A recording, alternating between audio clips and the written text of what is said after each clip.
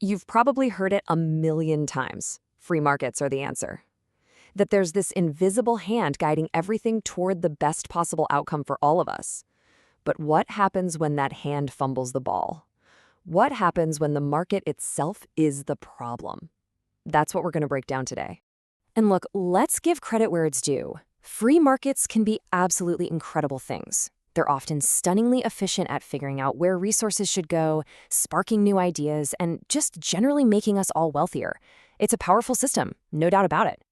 But we've all seen it. We all know the market doesn't always get it right. This amazing engine can sputter and backfire, leading to outcomes that are bad for pretty much everyone. So that brings us to the big question. Why? Why do these supposedly perfect systems sometimes just fail? To really get into that, we need to be super clear about what we mean when we say a market fails. This isn't just about one company going out of business. No, this is about the whole system producing a result that's inefficient or even actively hurting society. So here's the core concept. Market failure happens when everyone acting in their own best interest ends up making the whole group worse off. The best analogy? A giant traffic jam. Every single driver is just trying to get home as fast as they can, right? But all those individual decisions together create total gridlock where nobody goes anywhere. That's a market failure. And you can see the symptoms of this all over the place. On the one hand, the market gives us way too much of the bad stuff, like pollution, because nobody's really paying the true cost of it. And on the other hand, we get way too little of the good stuff, like public parks, because, well, there's no easy way for a private company to make a buck off of one. So one of the biggest reasons for market failure is this idea called an externality. It's basically a side effect. It's the ripple from an economic transaction that hits people who weren't part of the original deal at all. Think of them as the hidden costs and benefits that the price tag just completely ignores.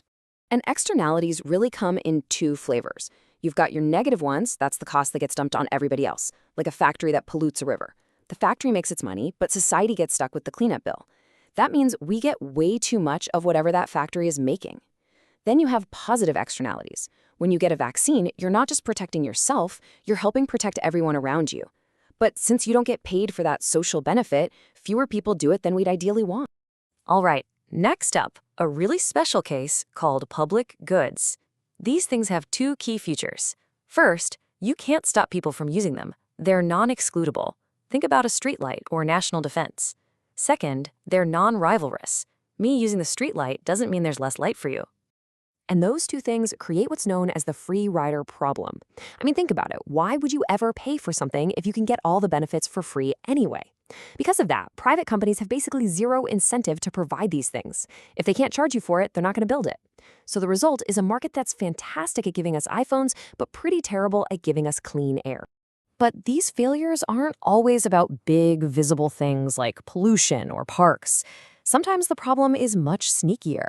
It's hidden in what people know, or more importantly, what one person knows that the other doesn't. This is called information failure, or more specifically, asymmetric information. It's just a fancy term for a lopsided deal. The classic example, buying a used car. The seller knows every little noise, every weird quirk, every repair that car has ever had. You just know what you can see on a test drive. That imbalance can totally wreck a market because trust just disappears. Okay, so let's pull this all together. We have four main villains in our story.